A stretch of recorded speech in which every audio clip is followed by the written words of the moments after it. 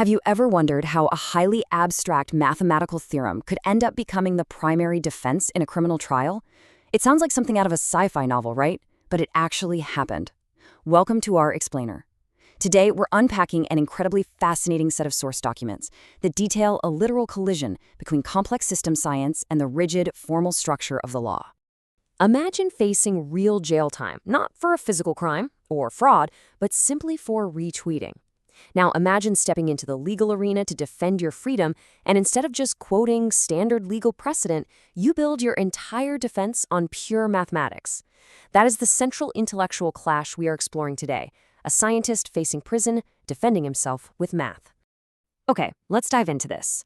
We'll be covering the raw facts of the Jingyuan case, how Gödel meets the law, the anatomy of a conviction, a really interesting AI consensus, and finally, law versus epistemology. Part 1. The Jingyuan case, a retweet and a prison sentence.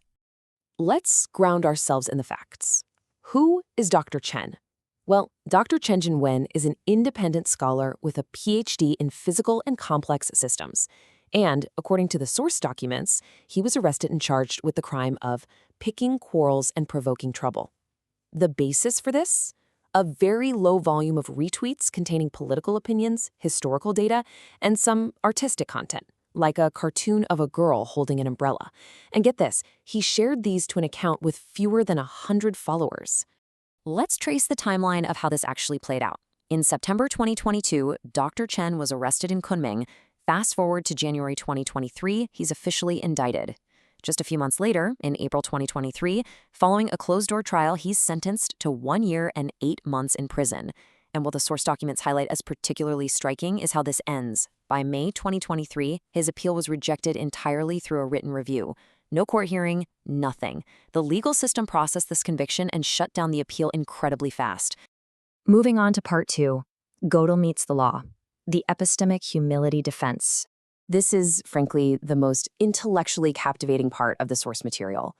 From inside his prison cell, Dr. Chen wrote a defense that totally pivoted away from standard legal arguments. He went straight into scientific philosophy, basing his defense on Gödel's first incompleteness theorem. Let's define this simply. In any consistent formal system, there are true statements that just cannot be proven or disproven within the system itself. Basically, even the most perfect mathematical system has blind spots. Dr. Chen used this to argue for a concept called epistemic humility. Philosophically, this means human reasoning has fundamental limits, and absolute truth is ultimately unprovable within a closed system. Therefore, he argued, a scientist has to approach all information with a critical, open, and skeptical mind. And this brilliantly illustrates the core conflict of the case. See, to convict someone of spreading rumors, the law requires the person to have knowing intent, meaning they explicitly knew the information was false. The court's view? They presumed that because Dr. Chen has a high level of education, he must have known what was absolutely true or false. But Dr. Chen argued the exact opposite. He said his high education and scientific training taught him that absolute truth is unprovable. He wasn't maliciously spreading lies, he was just collecting and observing data with epistemic humility. Part 3. Anatomy of a conviction. The missing legal elements.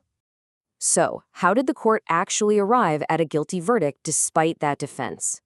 Let's objectively break down the picking quarrels charge based on the source documents.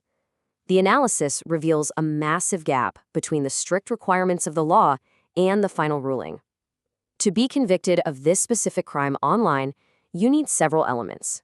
Yet the legal documents objectively lack evidence for 4 crucial things. First, there was no original fabricated content, just retweets of art and opinions.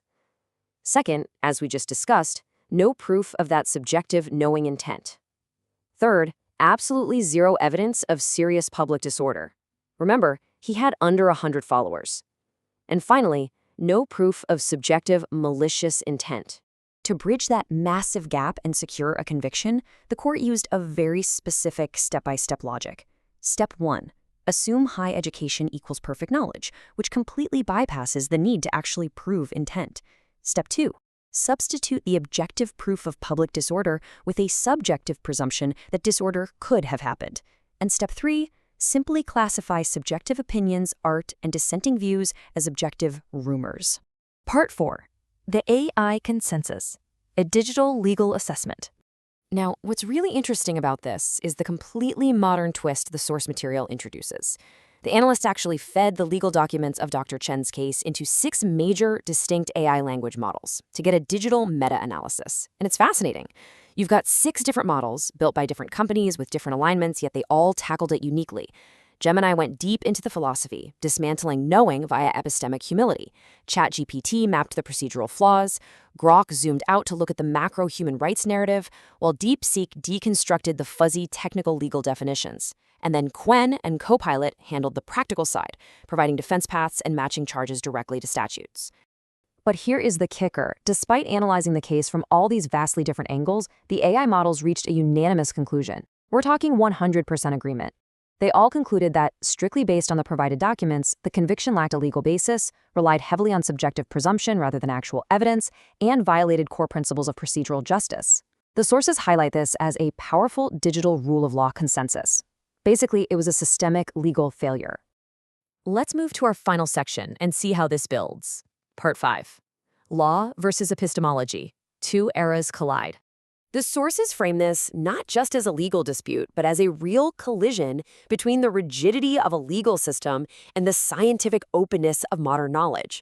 So the crucial point is captured perfectly in this incredibly powerful excerpt generated by one of the AI models during the analysis. It states, "When a judicial system refuses to acknowledge the incompleteness of knowledge, it mistakes doubt for knowing and academic attitude for criminal motive." That is huge. It highlights the danger of any closed system claiming absolute authority over truth while totally ignoring the very real limits of human knowledge that Gödel proved decades ago.